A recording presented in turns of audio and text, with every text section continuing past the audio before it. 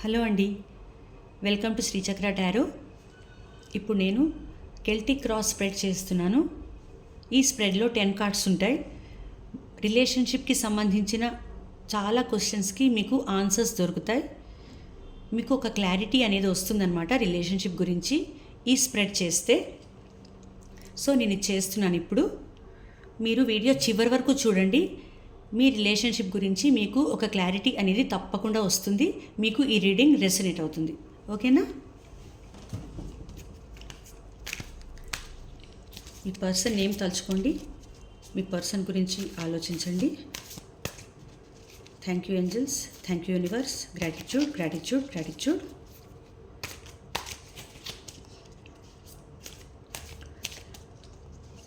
మా వ్యూయర్స్ యొక్క రిలేషన్షిప్లో ఇప్పుడు ఉన్న సిచ్యువేషన్ ఏంటి, మీ రిలేషన్షిప్లో సిచ్యువేషన్ ఏంటో చూద్దాం.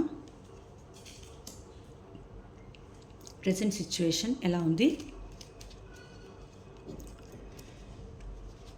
మీ రిలేషన్షిప్లో ఆబ్స్టకల్స్ ఏంటి? అసలు ఈ పరిస్థితికి కారణం ఏంటి? రీసెంట్ పాస్ట్లో ఏం జరిగింది మీ రిలేషన్షిప్లో?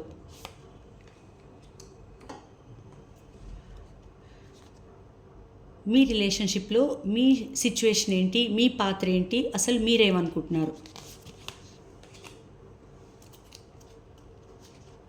నియర్ ఫ్యూచర్ ఏంటి మీ రిలేషన్షిప్లో?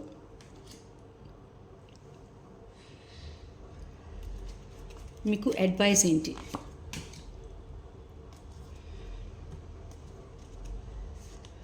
ఎక్స్టర్నల్ ఇన్ఫ్లుయెన్సెస్ అనేవి మీకు ఎలా ఉన్నాయి? మీ హోప్స్ అండ్ ఫియర్స్ ఏంటి? మీ రిలేషన్షిప్లో అవుట్కమ్ ఏంటి? ఇప్పుడు చూద్దాం.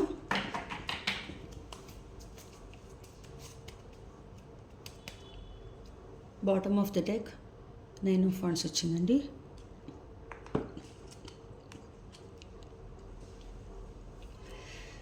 సో ఇప్పుడు మీ రిలేషన్షిప్లో ఏం జరుగుతోంది, ఇప్పుడు ప్రజెంట్ సిచ్యువేషన్ ఎలా ఉంది అనేది చూద్దాం. చూసారా, హార్ట్ బ్రేక్ సిచ్యువేషన్ అనేది జరుగుతుందండి. ఇప్పుడు ప్రజెంట్ మీ సిచ్యువేషన్లో హార్ట్ బ్రేక్ జరుగుతుంది. మీ పర్సన్ హార్ట్ బ్రేక్ చేసి ఉండొచ్చు. యాక్చువల్లీ మీ పర్సన్ హార్ట్ బ్రేక్ చేసి ఉండొచ్చు. మొత్తం మీద ఇద్దరు హర్ట్ అయ్యారు, చాలా హర్ట్ అయ్యారండి. ఒకరినొకరు హర్ట్ చేసుకున్నట్టు తెలుస్తుంది. చాలా హర్ట్ ఫీలింగ్స్ ఉన్నాయి. హార్ట్ బ్రేక్ పెయిన్ఫుల్ సిచ్యువేషన్ అనేది నడుస్తుంది ఇప్పుడు మీ రిలేషన్షిప్లో. ఇది థర్డ్ పార్టీ సిచ్యువేషన్ వల్ల కూడా అయి ఉండొచ్చండి. అంటే థర్డ్ పార్టీ ఉంది, వాళ్ళ లైఫ్లో థర్డ్ పార్టీ ఉంది అని తెలిసి మీరు నిలదీసినప్పుడు మీ మధ్య గొడవలు జరిగి ఉండొచ్చు. అలా అనమాట. అలా కనిపిస్తుంది. ఒక థర్డ్ పార్టీ సిచ్యువేషన్ అనేది ఖచ్చితంగా కనిపిస్తుంది. ఒక థర్డ్ పార్టీ ద్వారా జరిగిన ఈ సెపరేషన్, థర్డ్ పార్టీ వల్ల వచ్చింది ఈ సెపరేషన్ అన్నట్టు కనిపిస్తుందండి ఇక్కడ.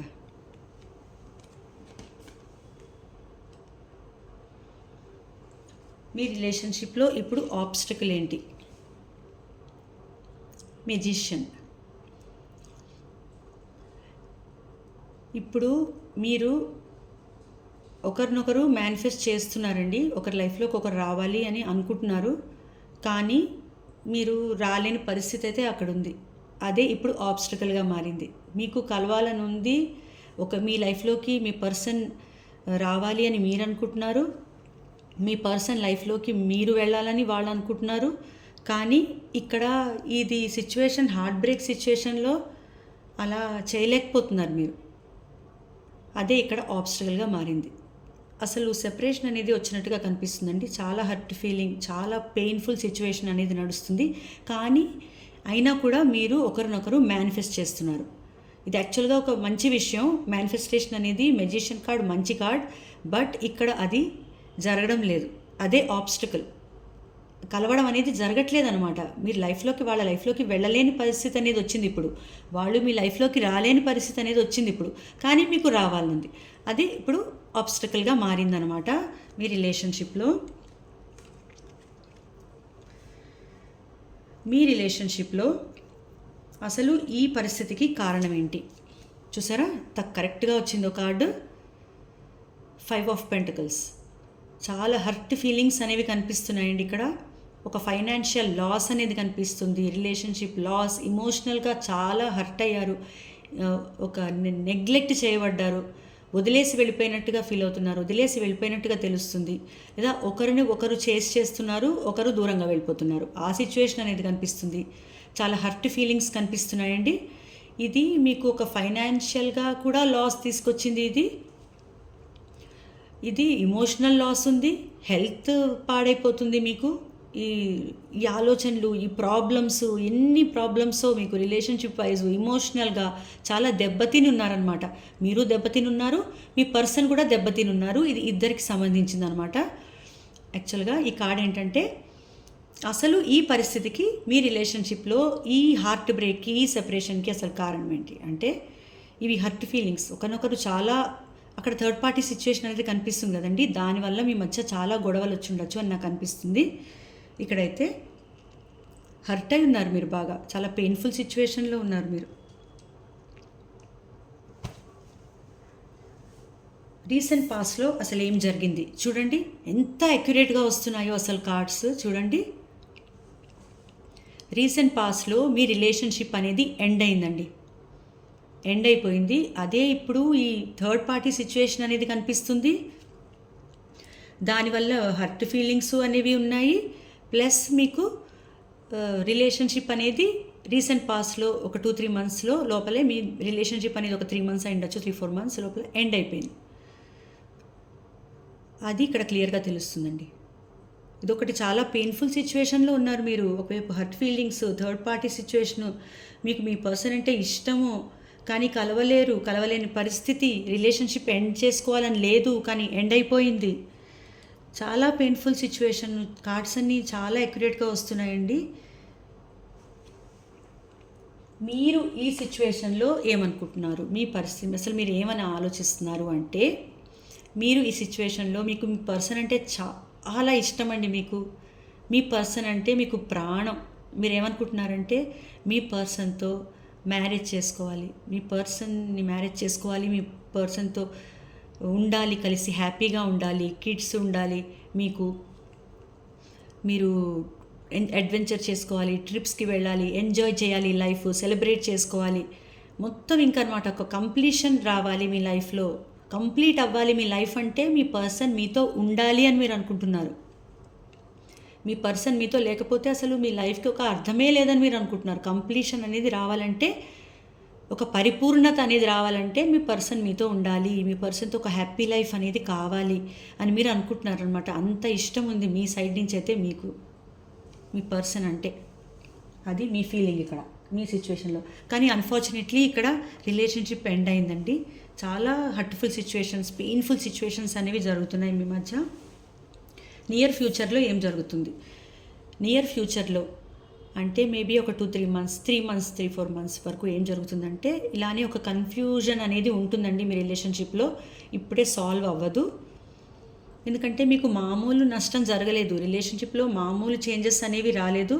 చాలా ట్రాన్స్ఫర్మేషన్, డెత్ అంటే చాలా పెద్ద ట్రాన్స్ఫర్మేషన్ అనేది జరగడం వల్ల రిలేషన్షిప్ అనేది ఎండ్ అయింది.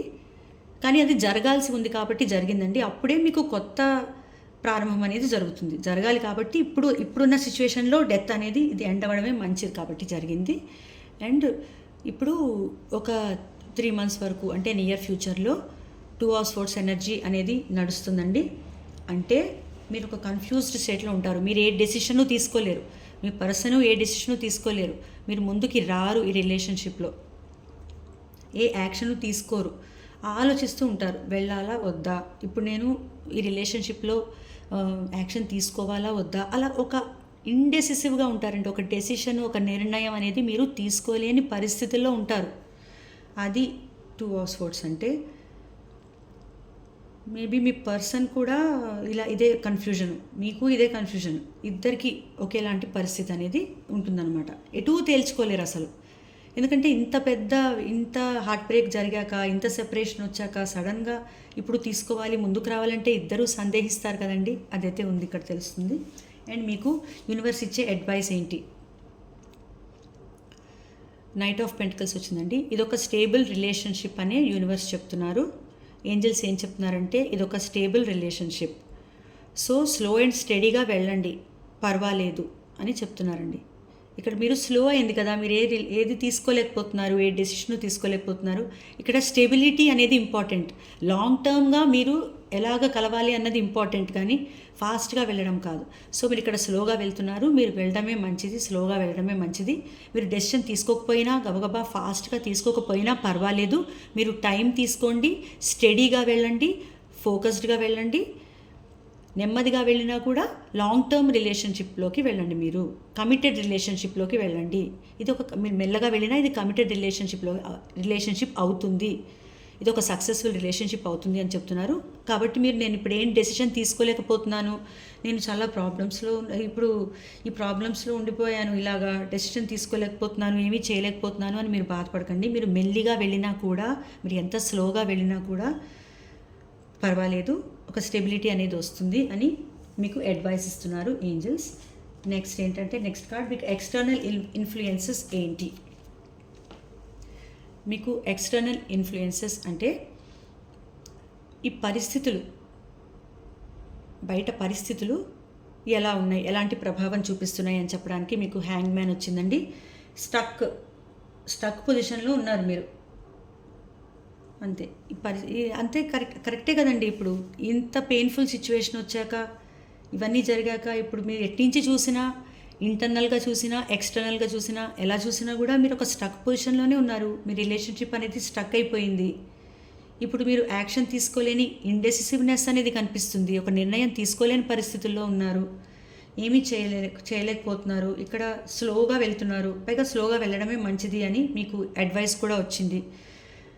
సో మీరు ఇక్కడైతే స్టక్ ఎనర్జీ అనేది కనిపిస్తుంది. ఇప్పుడు ఎలాంటి యాక్షన్ తీసుకోవట్లేదు. ఇప్పుడు బయట నుంచి కూడా అంతా స్టక్గానే ఉందండి.